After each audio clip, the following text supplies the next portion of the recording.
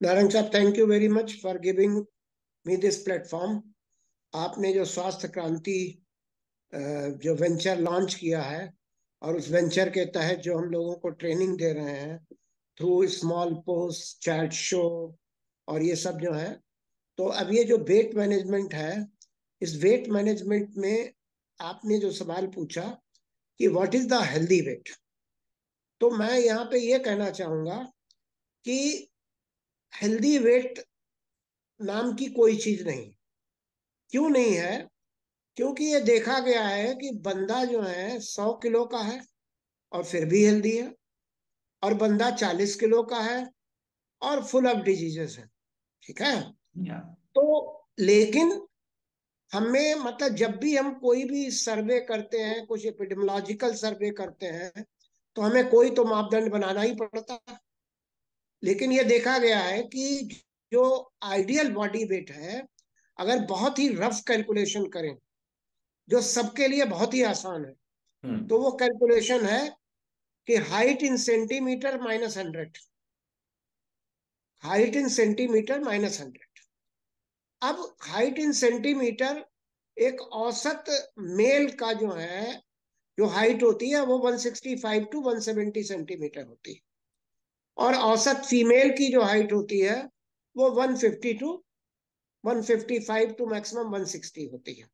तो अगर इसमें से 100 हम निकाल माइनस कर लें, तो एक फीमेल का वजन जो है 50 टू 60 के बीच में रेंज करना चाहिए, और मेल का वजन 60 टू 70 रेंज करना चाहिए। ये एक ऐसी चीज है जो हर आदमी कर सकता है। लेकिन इसका मतलब ये नहीं है कि 1-2 किलो ओवरवेट हो गए तो हम डिजीज हैं। और दूसरा जो सर्वेस के लिए जो होता है वो होता है body mass index, that is known as BMI. तो बीएमआई जो शब्द है, तो बीएमआई का मतलब है बॉडी मास इंडेक्स। जब भी हम कहीं पे इंडेक्स लगा देते हैं, तो इसका मतलब वहां पे कुछ मैथमेटिक्स इन्वॉल्व है।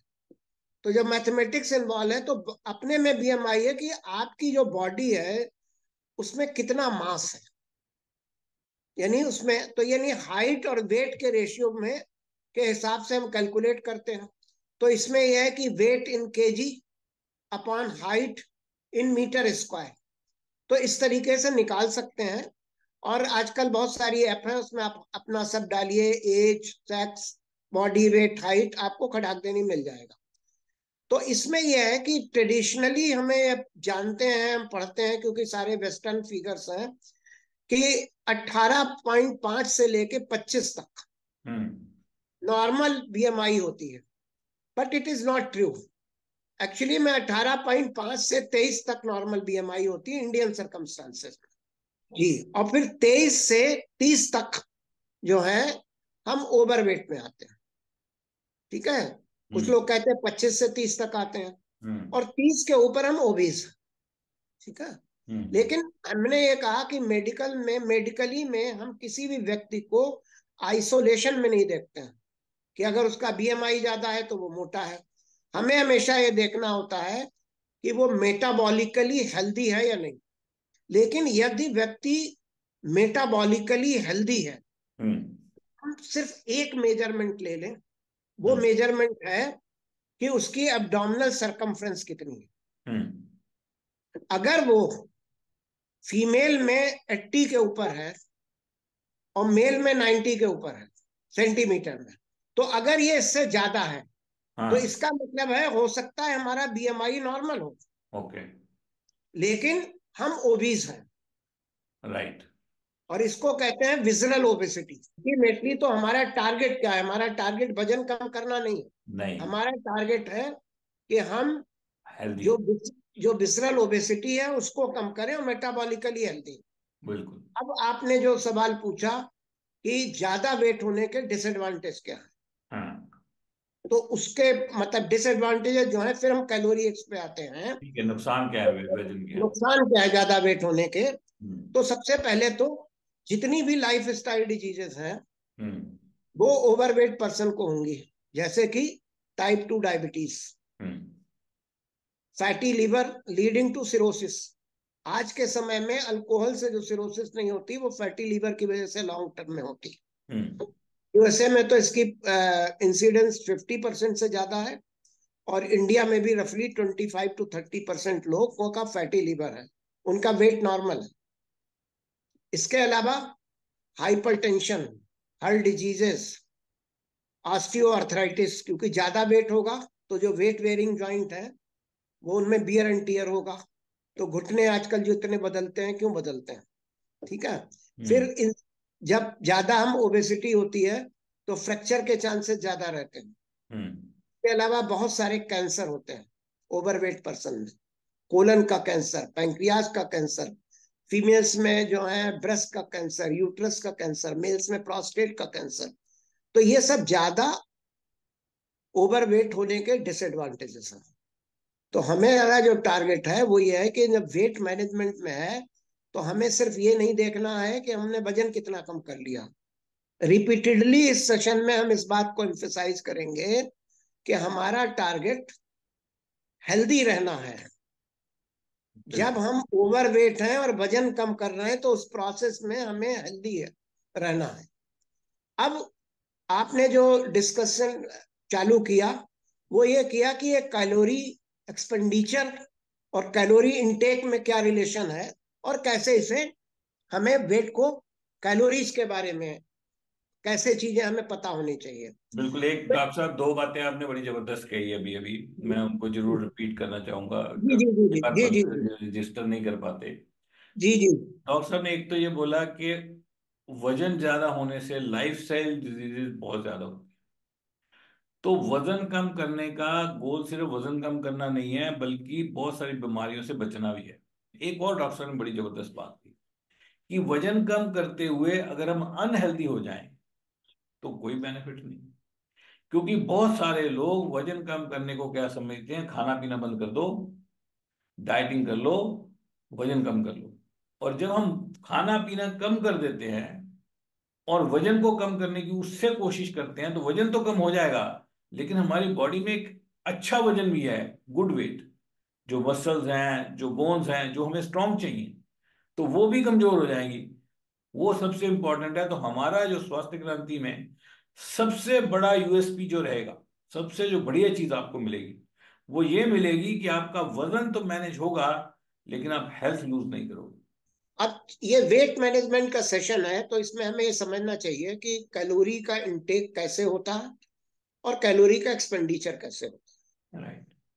तो हमें अगर वेट कम करना है तो वेट कम करने के पहले हमें पता होना चाहिए कि हमारे शरीर में कैलोरी आती कहाँ से।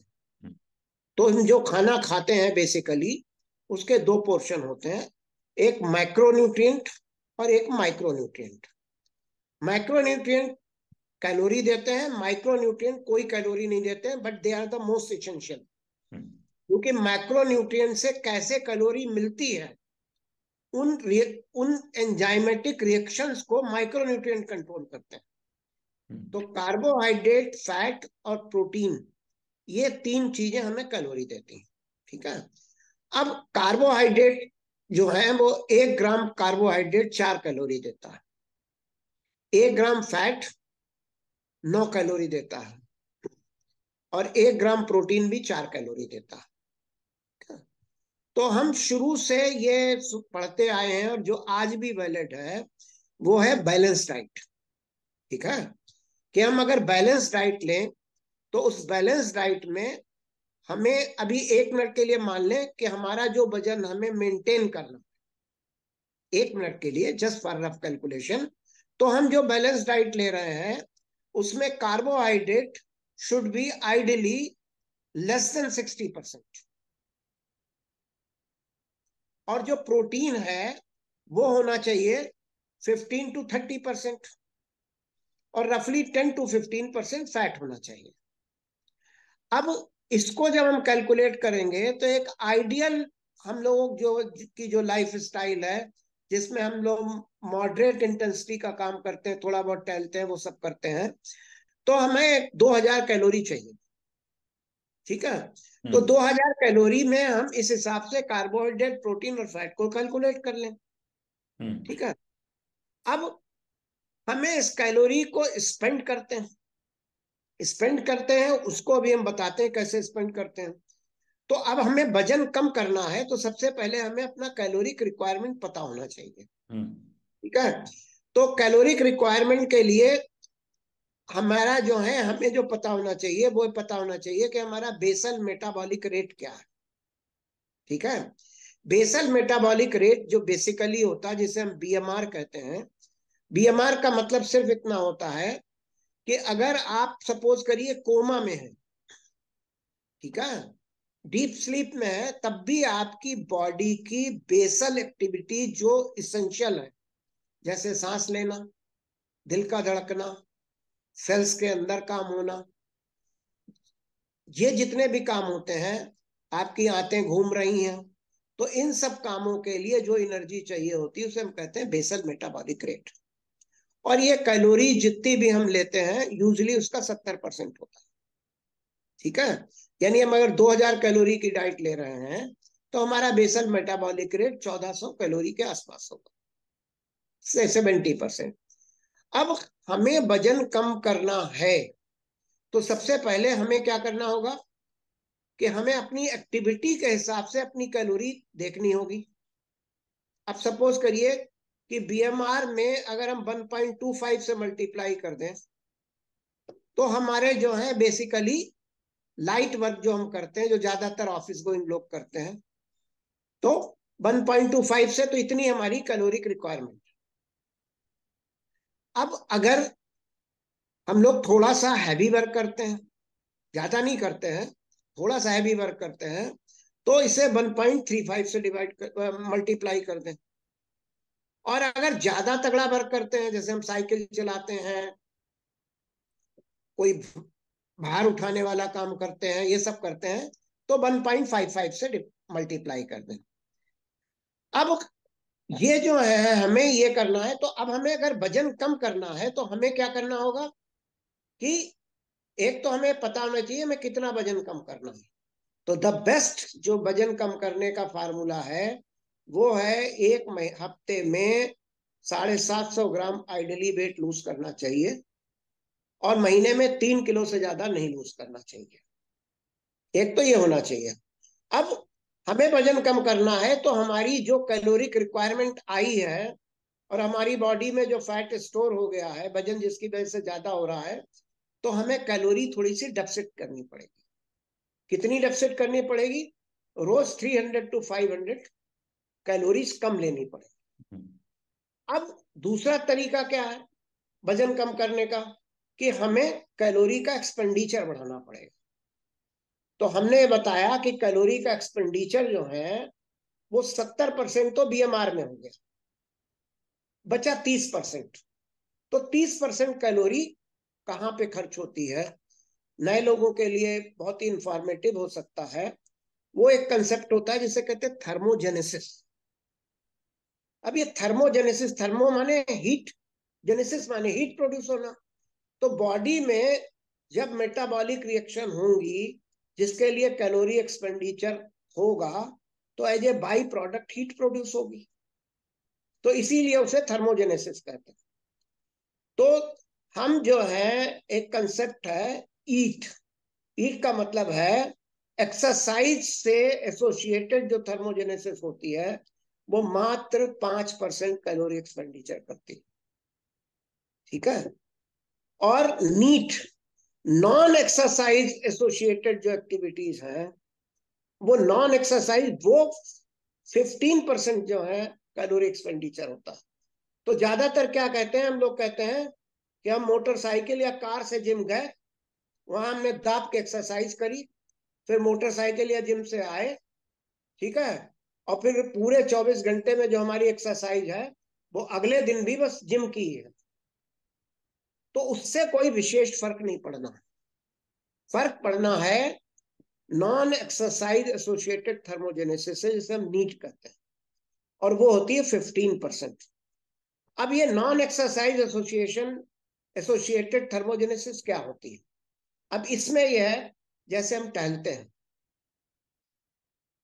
अब हमें तीसरी मंजिल पे जाना है तो हम बजाय स्टेयर्स के लिफ्ट के स्टेयर्स इस्तेमाल करें।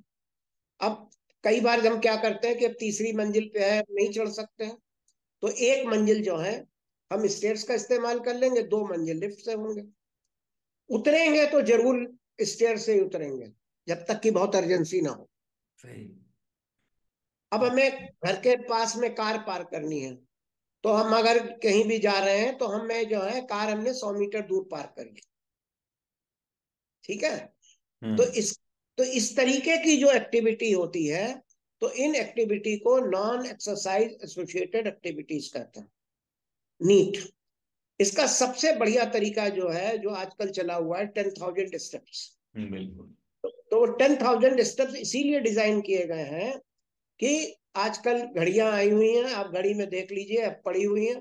आप जो है दिन भर में अपने स्टेप्स कैलकुलेट करिए और कोशिश करिए कि ये स्टेप्स जो हैं 10,000 हो जाए। 10,000 नहीं हो, शुरू में महीने 2 महीने 5,000 हो जाए, हो तो जाए। इसके अलावा एक बहुत ही इंटरेस्टिंग स्टडी है जिसका नाम है हाल्ट। हाल्ट माने रोकना, ठीक है। उसमें देखा गया है कि अगर आप ऑफिस गोइंग है या कहीं बैठ के काम करते हैं, सीट गोइंग है, तो आप हर घंटे के बाद में अपनी सीट से उठिए। अगर आपका ऑफिस बड़ा है तो दूसरे के पास चले जाइए। अगर आपका ऑफिस छोटा है तो आप अपनी जगह ही कुछ स्ट्रेच एक्सरसाइज कर लीजिए। स्वास्थ्य क्रांति में वीडियो भी बहुत बढ़िया पड़ा हुआ है, हम्म। जो है स्ट्रेचिंग एक्सरसाइज एक कैसी होती है। तो इस तरीके से ये जो है नीट, तो नीट है 15% और ईट है 5%। तो वेरिएबल कौन सा बड़ा है? नीट। हम बिल्कुल। एक्सरसाइज पे ज्यादा जोर देते हैं, हमें जोर देना है नीट पे।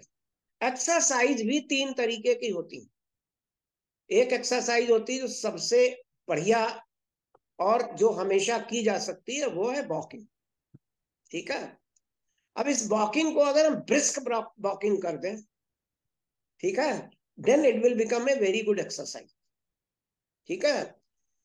दूसरी एक्सरसाइज जो जरूर करनी चाहिए वो होती है मसल बिल्डिंग एक्सरसाइज या वेट बेयरिंग एक्सरसाइजेस। तो मसल में जो क्या होता है, हमारी बॉडी का टारगेट क्या है?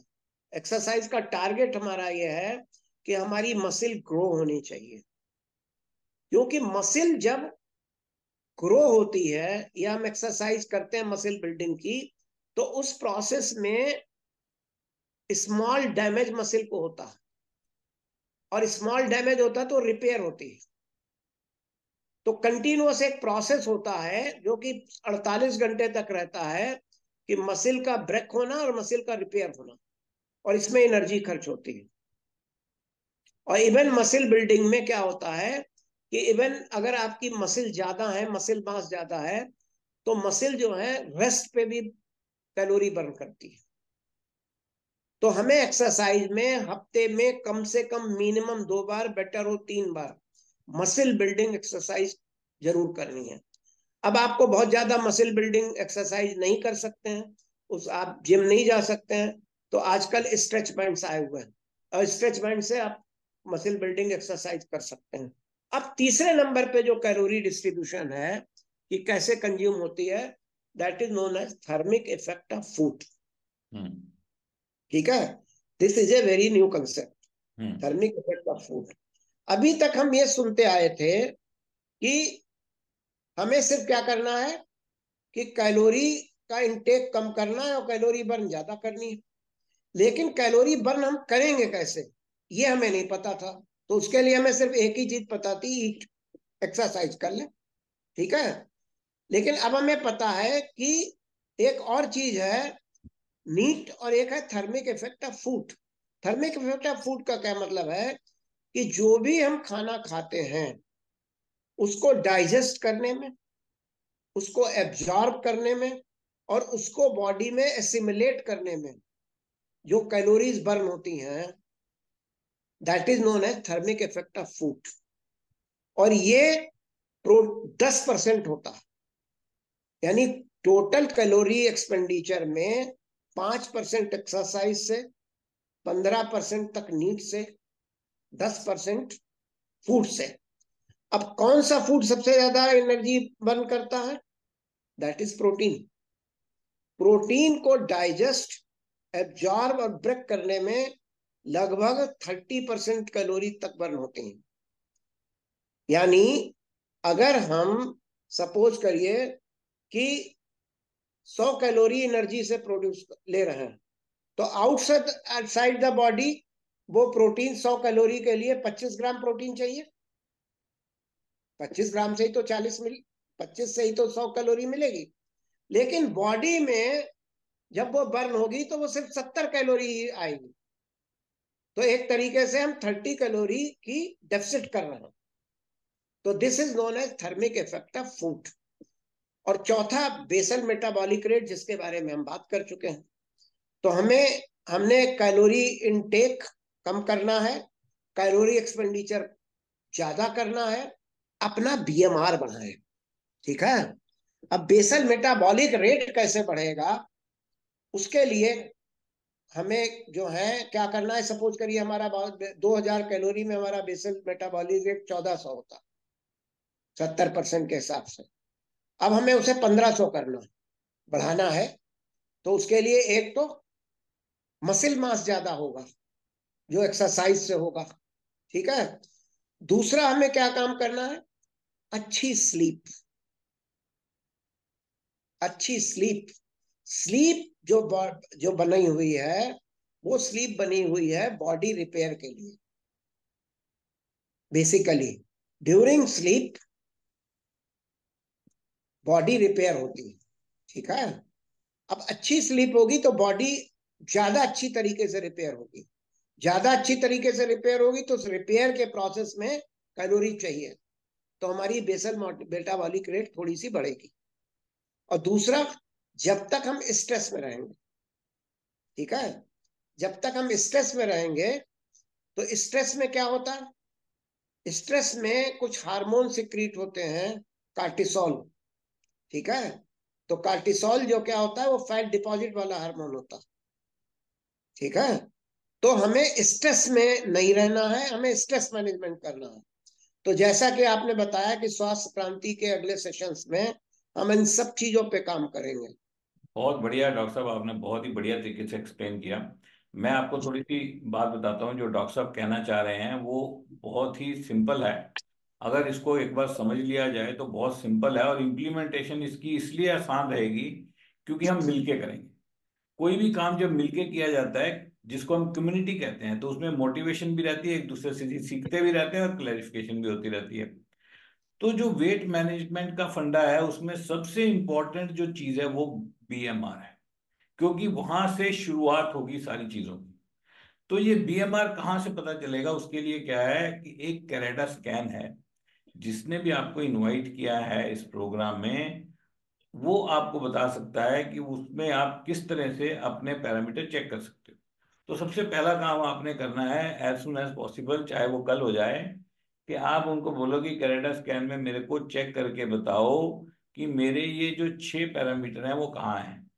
तो वो 6 पैरामीटर क्या है उसके बारे में बात कर लेते हैं, और उनको हम नोट कर लेंगे कि वो हमारे कितने हैं। तो उनमें एक पैरामीटर आएगा बीएमआर। अब डॉक्टर साहब ने आपको बताया कि गिर जाएगा। हमारी जो बॉडी एनर्जी कैलोरीज को कंज्यूम करती है, तो उसमें eat, NEAT, thermic effect of food and BMR, 4 चीजें हैं। तो बीएमआर कितना करता है? 70%। 70 तो यही हो गया एक ही बीएमआर। और एक्सरसाइज कितना करती है? 5%। 70 और 5 कितना हुआ? 75। और नीट कितना करता है? 15%। कितना हो गया? 90। और ये थर्मिक इफेक्ट ऑफ फूड कितना करता है? 10%। थर्मिक इफेक्ट ऑफ फूड एक फ्री की कैलोरी कंजम्पशन है, क्योंकि सिर्फ हमें पता लग जाए कि भाई साहब प्रोटीन ज्यादा कैलोरी कंज्यूम करेगा, फैट करेगा ही नहीं, कार्बोहाइड्रेट कम करेगा, तो हमें क्या है, अपने फूड को थोड़ा सही करना है, जिसकी हम डिटेल में बात करेंगे अपने अगले सेशन में, कि हमने जो अपनी मील प्लेट है, जो हमारी खाने की थाली है, उसको कैसे डिजाइन करना है वो हम आपको एग्जैक्टली बताएंगे। लेकिन अभी जो आपको यहाँ पे समझ आया कि हमें अपना ईट स्कोर भी बढ़ाना है, उसको भी मैनेज करना है, तो हमें ब्रिस्क वॉक करनी है, मसल बिल्डिंग एक्सरसाइज करनी बहुत जरूरी है। हमारे स्वास्थ्य क्रांति के इंस्टाग्राम अकाउंट पे एक स्ट्रेच बैंड की बेसिक एक्सरसाइजेज वहां पे पड़ी है। तो एक तो वहां से आप बेसिक एक्सरसाइज देख सकते हो स्ट्रेच बैंड की। थोड़ी थोड़ी वेट बेरिंग एक्सरसाइज करेंगे तो हमारा मसल मास बढ़ेगा। जब हमारा मसल बढ़ जाएंगे हमारी बॉडी में, तो हमारा बीएमआर बढ़ जाएगा। मसल के बढ़ते ही सबसे बढ़िया चीज क्या होती है, बॉडी मेटाबॉलिज्म बढ़ जाता है। 1 आवर की कंटिन्यू सिटिंग नहीं होनी चाहिए, कहते हैं sitting is a new smoking, यानी कि सिगरेट पी ली या लंबा बैठ लिया एक ही बराबर है। तो लंबा बैठना नहीं है, हर 1 घंटे में उठ के थोड़ा चलना है या कुछ स्ट्रेचिंग एक्सरसाइज करनी है। कुछ स्ट्रेचिंग एक्सरसाइज अभी अभी एक हमारे पार्टिसिपेंट है हिरल, बहुत ही बढ़िया वीडियो डालते हैं स्वास्थ्य क्रांति इंस्टाग्राम पे। तो उन्होंने एक बहुत बढ़िया स्वास्थ्य क्रांति पे वीडियो डाली है, जिसमें उन्होंने बताया कि आप किस तरह बीच बीच में ऑफिस में स्ट्रेचिंग कर सकते हो, जो अगर आपकी सिटिंग जॉब है, या उठ के थोड़ा सा चल सकते हो, कैसे आप थोड़ा सा काम कर सकते हो। हमें ये समझना होगा कि वेट जो हमारा है जो बढ़ता है हम्म। उसमें फैट बढ़ता है बेसिकली। हम्म। और फैट बढ़ता है सिर्फ एक वजह से, वो है इंसुलिन रेजिस्टेंस। हम्म। तो हमें ये पता होना चाहिए, अभी तक हमें ये जो हमने पहले भी अभी आपसे जिक्र किया था इंस्टाग्राम के सेशन पे, कि हमारी बॉडी की कोशिकाएं एनर्जी के लिए सिर्फ एक चीज कंज्यूम करती हैं, ग्लूकोज। हम कुछ भी खाएं, कोशिका की लैंग्वेज ग्लूकोज ही होती है। बिल्कुल। ठीक है। हम ये समझते हैं कि कार्बोहाइड्रेट से ग्लूकोज मिलता है। ठीक है। नहीं, हमारी बॉडी में फैट से भी ग्लूकोज बन जाता है, प्रोटीन से भी ग्लूकोज बन जाता है। अब आप इसको इससे समझ लीजिए कि नॉर्थ पोल पे जहां पे कार्बोहाइड्रेट तो है ही नहीं, हम्म। वो लोग क्या खाते हैं? शायद फैट खाते हैं, हम्म। नॉनवेज खाते हैं। तो लेकिन वो फिट है। ठीक है। तो हमारा ये सिर्फ कहना है, तो जो कार्बोहाइड्रेट जब भी हम ज्यादा खाते हैं, मतलब खाते हैं, तो हमारी बॉडी इंसुलिन रिलीज करती है। और इंसुलिन का काम है ग्लूकोज को सेल के अंदर पुश करना। ठीक है। हम्म। ये इंसुलिन का बेनिफिशियल इफेक्ट है। इसके अलावा इंसुलिन सबसे कल्प्रिट है, हम्म। क्योंकि इंसुलिन एक ग्रोथ हार्मोन है और वो बॉडी में फैट डिपॉजिट करता है। हम्म। तो सबसे पहले वो लीवर में ही करता है। भाई हम्म। आपने सपोज करिए जितना भी खाया, एक्सपेंडिचर से ज्यादा आपने खाया, ठीक है, हम्म। जितना आपको चाहिए, तो वो सबसे पहले क्या होगा, लीवर में ग्लाइकोजन के फॉर्म में स्टोर हो जाएगा। उसके बाद जो बचेगा वो फैट के फॉर्म में स्टोर हो जाएगा। तो इस ये काम कैसे क्या करता है, इंसुलिन करता है। हम्म। और इंसुलिन रेजिस्टेंस की वजह से इंसुलिन अगर बढ़ा है, रेजिस्टेंस का मतलब है उतने ही काम को करने के लिए अब शरीर में ज्यादा इंसुलिन बन रही। हम्म। ज्यादा इंसुलिन बन रही तो हम सोच रहे हैं अच्छी चीज है, लेकिन नहीं। ज्यादा इंसुलिन बन रही है तो शरीर में हर जगह ग्रोथ हो रही। हम्म। ठीक है। तो हमारे लीवर में फैट जमा हो रहा। ठीक है। हम्म। अब एक तो ये हमें पता होना चाहिए कि हमें इंसुलिन रेजिस्टेंस कम करना है। कैसे कम करना है, उसके बहुत सारे तरीके हैं, लेकिन उसमें एक तरीका एक्सरसाइज। ठीक हम्म। है। दूसरी रिसर्च ये है, वो ये है कि फ्रक्टोज। ठीक है। हम जो खाना खाते हैं उसका जो कार्बोहाइड्रेट पोर्शन है उसमें ग्लूकोज होता है, फ्रक्टोज होता है जो फलों में होता है। ठीक है। मिल्क में लैक्टोज होता है, ये सब कार्बोहाइड्रेट्स हैं। ठीक है। शुगर है, इसको ही समझ लें। अब जो हमारी टेबल शुगर है, हम्म। हम फ्रक्टोज फल से नहीं लेते हैं। फल से तो जो थोड़ा बहुत लेते हैं वो लेते ही हैं, लेकिन हमारी टेबल शुगर जो होती है, जो हम इस्तेमाल करते हैं, उसका आधा पोर्शन ग्लूकोज होता है और आधा फ्रक्टोज होता है। And fructose is the most culprit in insulin resistance, hmm. क्योंकि हमारी बॉडी में एक लिमिटेड कैपेसिटी होती है फ्रक्टोज को मेटाबोलाइज करने की। ज्यादा लिया तो सारा का सारा फ्रक्टोज फैट में कन्वर्ट हो जाता है हम्म। और लीवर में इकट्ठा हो जाता है। इसलिए हमें टेबल शुगर बिल्कुल छोड़ देनी चाहिए। राइट। डायबिटीज है या नहीं है? हम्म। ठीक है। दूसरी चीज यह है कि WHO भी रिकमेंड करता है कि हमारी जो सुक्रोज है जो हम लेते हैं, ये 5% से ज्यादा टोटल कैलोरी एक्सपेंडिचर का नहीं होना चाहिए, जो भी हमारी डाइट। तो हमें शुगर का इंटेक बिल्कुल कम कर देना। हम्म। तीसरा है रोल ऑफ फाइबर। फाइबर जो होता है, जिसके बारे में आगे बात होगी, फाइबर हमारे बैक्टीरिया जो गट में है उनके लिए खाना खाना है। अगर फाइबर हमारे उसमें नहीं पहुंचेगा तो बैक्टीरिया को खाना तो चाहिए, तो वो क्या करेंगे, हमारे इंटेस्टीन खाएंगे, इंटेस्टीन की लेयर खाएंगे, ठीक है, म्यूकस लेयर, उन्हें खाना तो चाहिए। और उससे जो हार्मफुल केमिकल्स निकलेंगे वो फिर फैट ओबेसिटोजेनिक होते हैं, उनसे फिर फैट डिपॉजिट होता है। तो ये नई साइंस है। इसके अलावा एक ये है कि हम सिर्फ फैट फैट फैट की बात करते हैं, हमारी बॉडी में फैट डिपॉजिट हो रहा है। फैट बेसिकली तीन जगह डिपॉजिट होता है। एक सबक्यूटेनियस फैट, स्किन के नीचे, जो कि 10 किलो के आसपास होता है, ठीक है। इस फैट के डिपॉजिट होने से आप सिर्फ, हो सकता है आपकी ड्रेस न चढ़े, ठीक है, आप मोटे दिखें, but that is not unhealthy. दूसरे नंबर पे आती है विसरल फैट। विसरल फैट जो होती है वो 2.5 से 3 किलो होती है बॉडी में। विसरल फैट का मतलब है हमारे आर्गन्स और इंटेस्टीन के बाहर की फैट, ठीक है, जो मैंने आपको बताया था कि वेस्ट पे मेजरमेंट ले लें। सबसे हार्मफुल फैट है वो है लीवर में। जो लीवर में फैट डिपॉजिट होती है वो मुश्किल से 150 ग्राम होनी चाहिए। तो हम अगर लीवर फैट का मेजरमेंट कर सकें तो हम बता सकते हैं कि मेटाबॉलिकली अनहेल्दी है। लीवर में फैट होगी तो इंसुलिन रेजिस्टेंस होगा, इंसुलिन रेजिस्टेंस होगा तो फर्दर फैट डिपॉजिट होगी। तो ये सब बहुत सारी चीजें हैं, इसको हम कॉम्प्लिकेटेड नहीं करना चाहते हैं, लेकिन हमें ये पता होना चाहिए कि बॉडी में कहाँ फैट डिपॉजिट है। आजकल तो अल्ट्रासाउंड होते हैं, लिख के आता fatty liver, fatty liver, fatty liver. बंदा ब्लड इन्वेस्टिगेशन कराता है, ट्राइग्लिसराइड खूब बढ़े आते हैं। जब भी हम वेट मैनेजमेंट करें तो उस वेट मैनेजमेंट में हमें एक ख्याल रखना चाहिए कि हमें process foods with added sugar नहीं लेने चाहिए, और टेबल शुगर तो बंद ही कर देनी चाहिए। शुगर लेते हुए आप वजन नहीं कम कर सकते। बिल्कुल। बस यही मैं कहना चाहूँ। बिल्कुल डॉक्टर साहब, आपने बहुत ही जबरदस्त इंफॉर्मेशन दी है, कुछ बहुत ही बढ़िया। उनको थोड़ा सा सिंप्लीफाई करता हूँ मैं लेमैन लैंग्वेज में।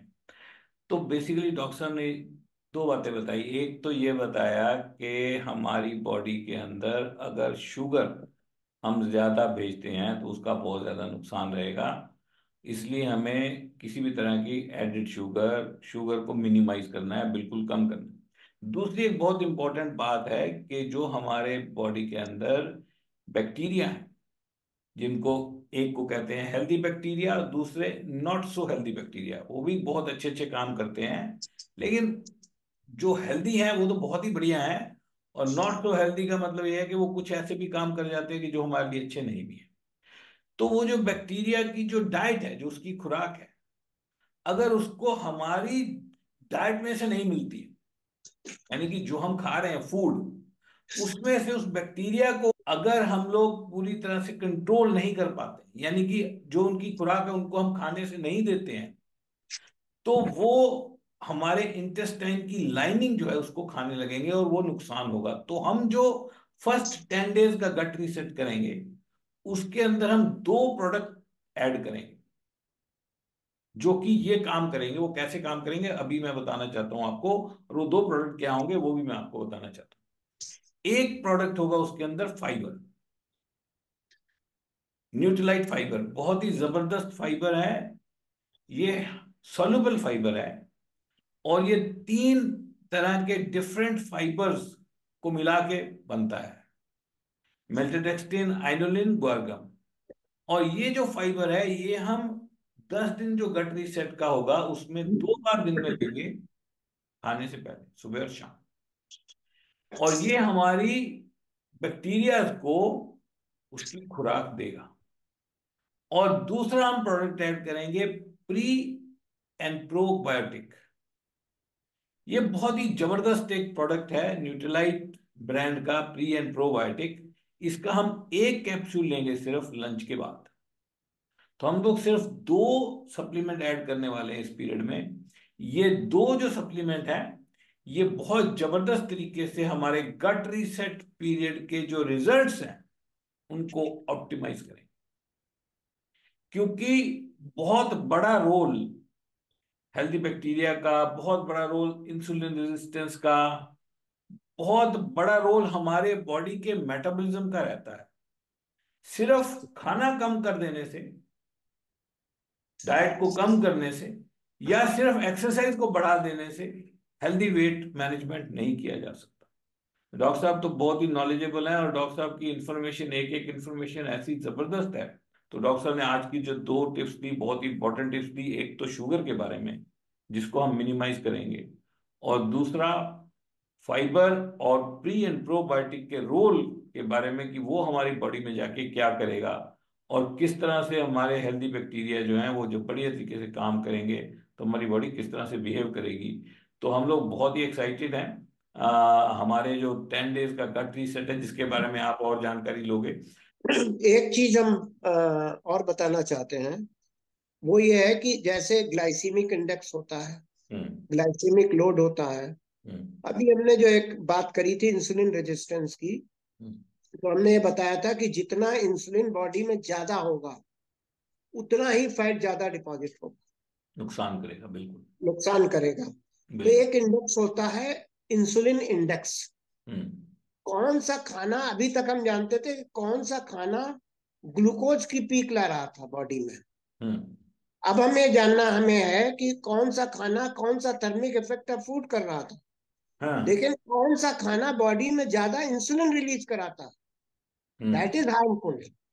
बिल्कुल। और उसमें जो है डेयरी प्रोडक्ट्स जो हैं, और दूसरा है कि जहां पे अगर हम हेल्दी फैट ले रहे हैं, तो प्रोटीन को अगर हम फैट के साथ मिक्स करके लेंगे तो इंसुलिन इंडेक्स कम होगा।